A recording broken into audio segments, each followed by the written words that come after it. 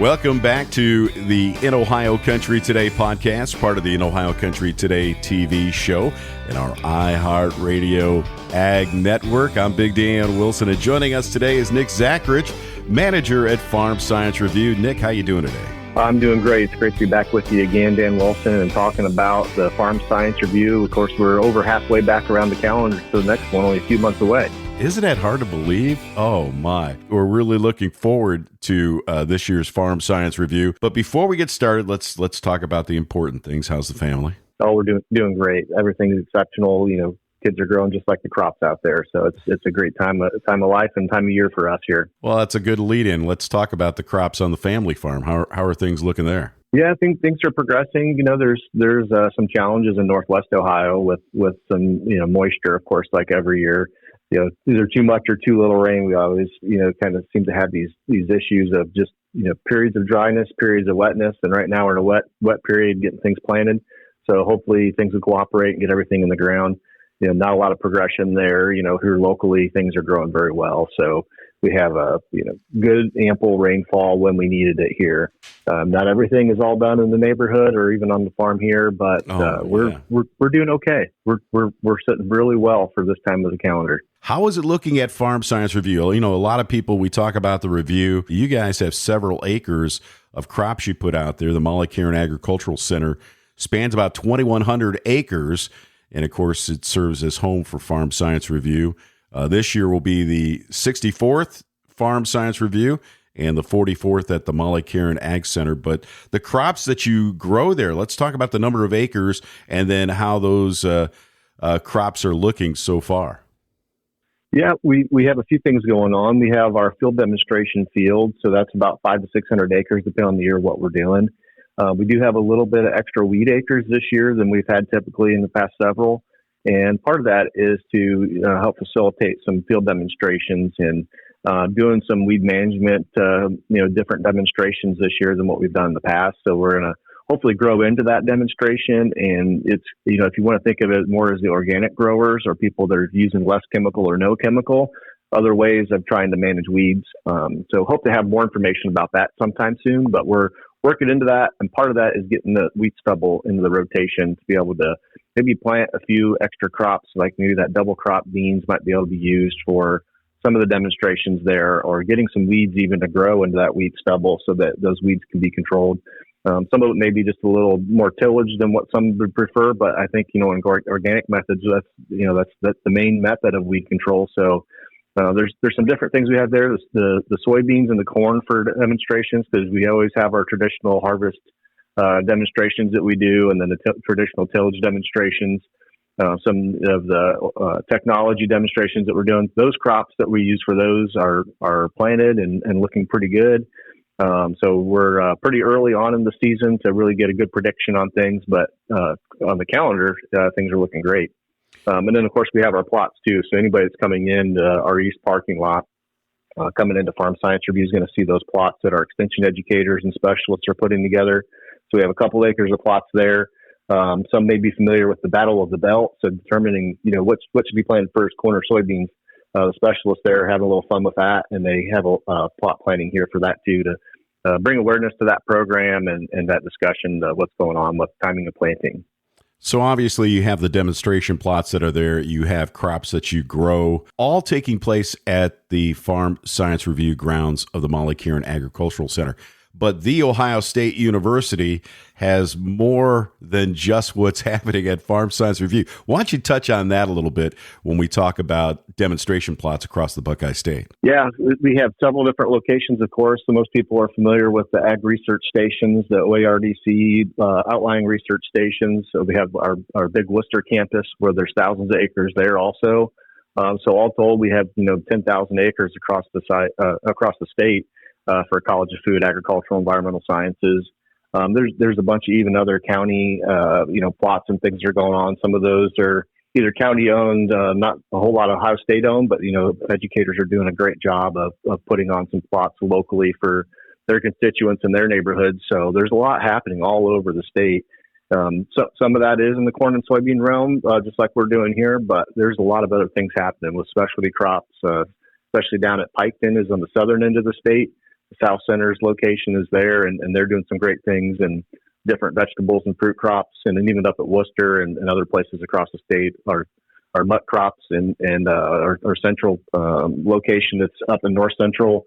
They're doing some great things with some different crops that you wouldn't normally see out across the countryside, but there's quite a few acres of those crops growing in Ohio, and you find the right areas of the state to be in. And you know what's cool, too, is that you guys do a great job of compiling that research and that information and making it available to producers across the Buckeye State. So no matter where they're at, in Ohio, with all the diverse ground that we have here in Ohio, this information is something that can really help them make their farming operation more profitable. Yeah, and even there's companies out there that are using some of our plot data to help facilitate some of the tools that they have. So Nice.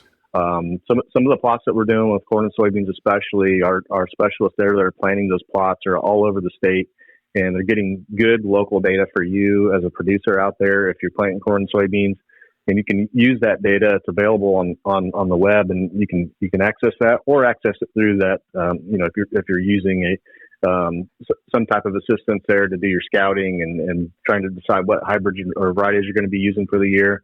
So using some of that plot data is very key in making those decisions. And one variety or hybrid that works great in the northwest part of the state isn't going to necessarily work great in the southeast part of the state. So there's that localized data that's going to be awesome for you to use and use as a resource, and we're helping collect that still. So it's really kind of neat to see. So there are some of those hybrids that kind of float to the top of almost every plot, and that's just as important to look at as what's looking good in your area. You're listening to the In Ohio Country Today podcast, part of the In Ohio Country Today TV show and our iHeartMedia Radio Ag Network. Our guest today is Nick Zachrich, manager at Farm Science Review. We'll be back with more of our interview with Nick right after this timeout.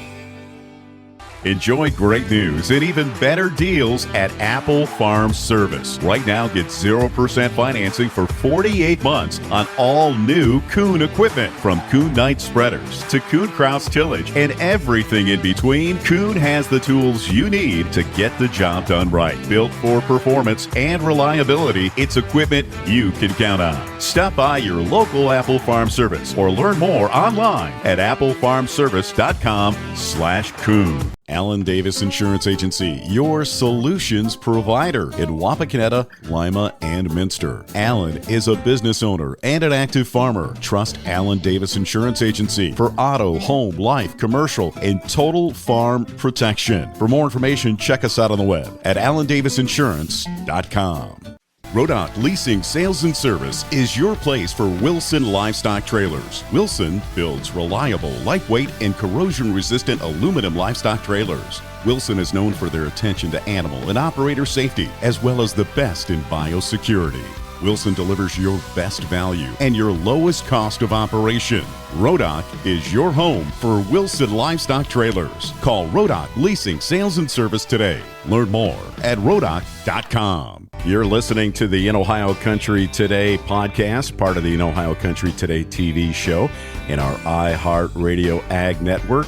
We're being joined today by manager of Farm Science Review, Nick Zachrich. And Nick, before we get to the website, and that's kind of what we wanted to talk about today because you guys have launched a new website. Let's talk about this year's Farm Science Review. Hundreds of demonstration plots, as we talked about, several $1 million of equipment on display, more than 500 exhibitors from across North America, emerging tools and technology for agriculture, conservation, safety, and educational programs across the site.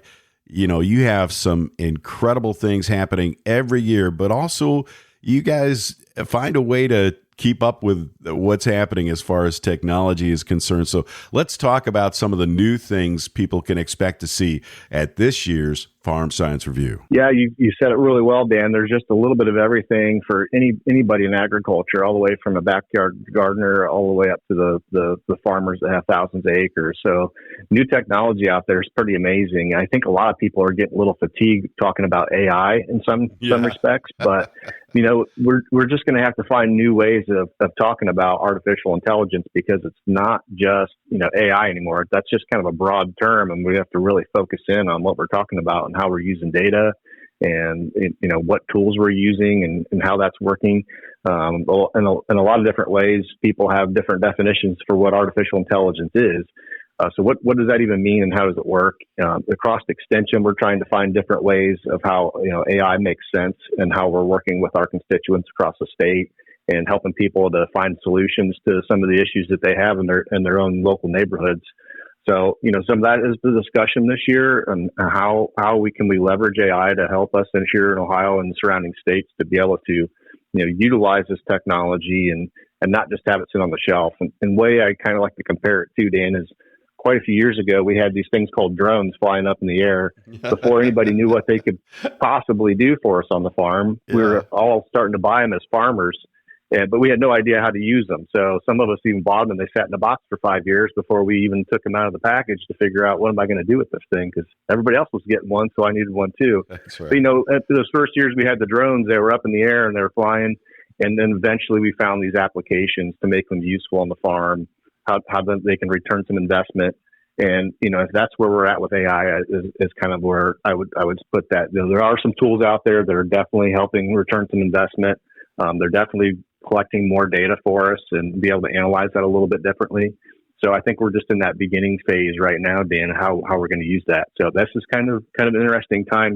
There's a lot of discussions going to be at Farm Science Review about how this information can be used, and how we can leverage that to help all of us, economically speaking, and even production on the farm. And I think what's really cool, Nick, is the fact that you guys do a great job education-wise. You have a number of different experts and ask the experts opportunities where people can really stay on top of all this technology and all these different things that are shaping the future of agriculture, and having the experts out there really is a tremendous benefit to our producers. Yeah, there's just a wide range there too. We talk about the wide range of things to see out here, but to sit and listen on these presentations, and you can, when we talk about the website, you can be able to find those presentations schedule ahead of time too, so you can plan your day a little bit. But these presentations that are going across the site, several different locations, Ask the Experts, like you mentioned, that's a great one to take a look at that list, because some of it is focused in on the economics of things, and we all are pretty tight on budgets, no matter what type of operation you have right now. Even in the beef industry, when things are going really well right now, everybody in the beef industry knows how these cycles go, and how can we leverage what we're doing right now financially to be able to sustain that in the future, or when the prices do kind of recess a little bit in that beef market, how can we stay alive, keep our businesses operational and functional, and maybe some of those lean years. And so some of that discussion is going to be mostly focused on crops, because that's where we're really at a deficit of how we're going to make the farm profitable again this year, and what things can be cut or reduced to be able to make sure that profitability happens. So some of those discussions are happening there. A lot of things on the veterinary science piece also. Oh yeah. There's always something new. There's always these viruses that kind of adapt and change and have issues, especially like bird flu or some of the different swine flus that are out there. So it's kind of early to tell, a few months away from the show, what exactly that conversation is going to be. But you can count on having good experts there to be able to talk about what's new and relevant in the industry and how we're going to help manage that. Well, let's get right into it. We'll talk about the website, some of the changes that have been made, and it's really cool. It's easy to navigate. It's broken down into various segments. Let's talk about the new website and what people can expect when they get on there at fsr.osu.edu. Let's get the web address on there too.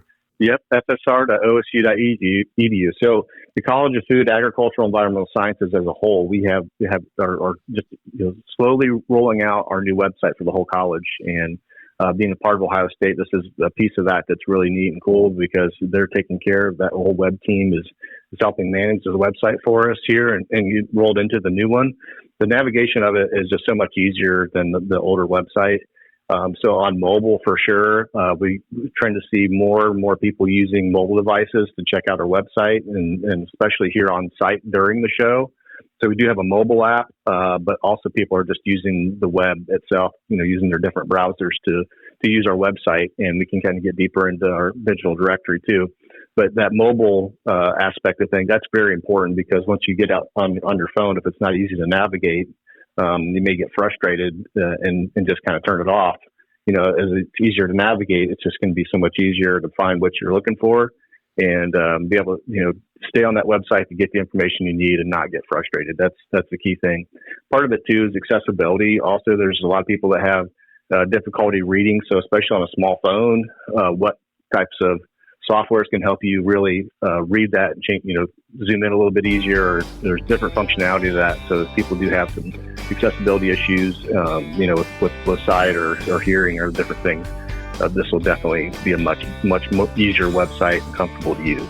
You're listening to the In Ohio Country Today podcast, part of the In Ohio Country Today TV show and our iHeartMedia Radio Ag Network. Our guest today is Nick Zachrich, manager at Farm Science Review. We'll be back with more of our interview with Nick right after this timeout.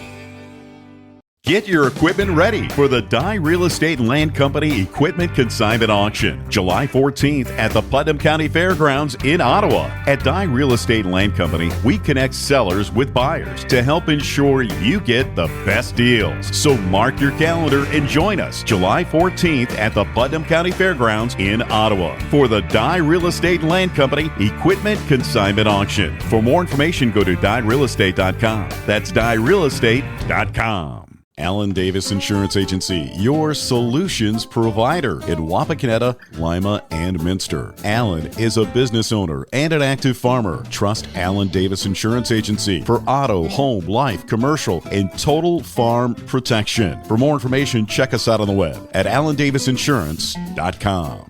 You're listening to the In Ohio Country Today podcast, part of the In Ohio Country Today TV show and our In Ohio Country Today iHeartMedia Radio Ag Network. I'm Big Dan Wilson, and our guest is Nick Zachrich, manager at Farm Science Review. We're talking about the website, fsr.osu.edu, and all the changes that you're making there, but you also have it not only a little bit more friendly for the visitors, but also for the exhibitors. Let's talk about how this website is going to work to make it easier for exhibitors at the show. Yeah, there's companies out there that are seeking to get in front of the agricultural audience. This is kind of the event for the region, so we're excited to invite new people to come in and exhibit at Farm Science Review also, if this is your audience and you fit what we're doing here. So you can find information about how to exhibit and find the link to be able to get to that application.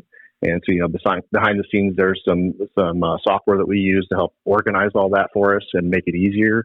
And just like I'll mention our digital directory for visitors to see all the information that exhibitors are providing us to be able to communicate with them. We can put some of that information into the digital directory for visitors to be able to find them easier during the show. But then on the backside, it's easier for exhibitors to submit their documentation and things to register for Farm Science Review. So it's a pretty robust system, and it just keeps developing and getting better every year. Let's talk about what's available for students and teachers when they come to the review again this year. Yeah, so we do have a student engagement center. So the space there, when students get off the bus, they'll be welcomed by some London FFA the members. Some of those are the officer team, and some are just members that they have there to be able to welcome you to Farm Science Review, give you a brief orientation to come in, and then as soon as you come in the gate, after the teacher scans their tickets and uses our voucher system. Hopefully, we do accept single day tickets there, but we have a voucher system for teachers to make it easier on their entry. So once they go in, they can come into the tent. We have a passport activity planned for this year for students to be able to get around the site. So if they're not exactly sure, because it's a huge place, we have a 100-acre exhibit area and then our conservation area. So with 100-acre exhibits, it's really difficult to really understand where to go and what to see. So especially for students that may not understand exactly what the site's all about, it gives them an idea to get them out into different places and experience some of those activities that our exhibitors really want them to come and see. Yeah, last year alone, 112,000 visitors, 180 educational sessions, 600 plus exhibitors and commercial displays. There's something for everyone there. And when you mention students, one of the things that I think is pretty exciting, there are so many booths that are there, so many displays that are hands-on for these young kids that come, the FFA students that come. That's pretty cool too. Where we talked a little bit about technology, a lot of the exhibitors are incorporating all those exciting changes into their booths and making this hands-on experience something that's really cool to see. Yeah, we really encourage our exhibitors to do any type of activity and some of the movement type things really draw people's attention to come and talk to them too. Yeah. Even if it's just for sales purposes, but when it's the students coming and learn something at the same time, we really welcome those ideas. And some of our exhibitors have really stepped up in a big way to make that happen. And with our passport, the key point there is not just to necessarily go and visit each of these different stations or booths. It's to provide an opportunity for kids to engage at the same time that they're coming there. So these students are going and doing something at each spot that we have on the passport, and not just getting a stamp for showing up. It's really get involved. Yeah, we're having a career fair again, year 6 or 7, and OABA has been a partner since pretty much the beginning. They helped us out in the very first year, and they really championed it the second year and beyond. And so they're going to be helping spearhead that again this year. And the career fair isn't necessarily just for high school students. Anybody looking for a career change can come and check this out. And the partnership is really kind of neat because Ohio Agribusiness Association does have a pretty good member list, and not all of them are necessarily exhibitors at Farm Science Review. So any of their members and our exhibitors they both can participate in that career fair. Others can come in also. It's just an extra fee. But our members, or their members, and our exhibitors combined, and we have some overlap there as well. So both member and exhibitor at Farm Science Review. So they have this career fair established, and we get 20 or 30 companies coming in each year, and we're seeing about 1,500 to 2,000 people come through the career fair to find opportunities, maybe what their career future could hold, or somebody looking for a career change. But some of the neat things happening even in Ohio FFA and some of the companies that help participate in some of the programs they have, and some of the other things that are going on in career development, provide some internship opportunities. So they're actually looking for these high school students, or maybe just graduating or even still in high school, for internship opportunity. And, they come all here to London, Ohio at the Molly Cairn Ag Center, but they may be finding a local student that's coming here on a field trip. So they both travel all the way here to connect, and it's just a way to get in front of them. As far as FFA members and students are concerned, this is like the second biggest event that they have, next to their state FFA convention. So there's a lot of members be able to come out, and a lot of opportunity there. You know what? We spent this whole time talking about the review and never mentioned the dates. Farm Science Review returns September 22nd through the 24th.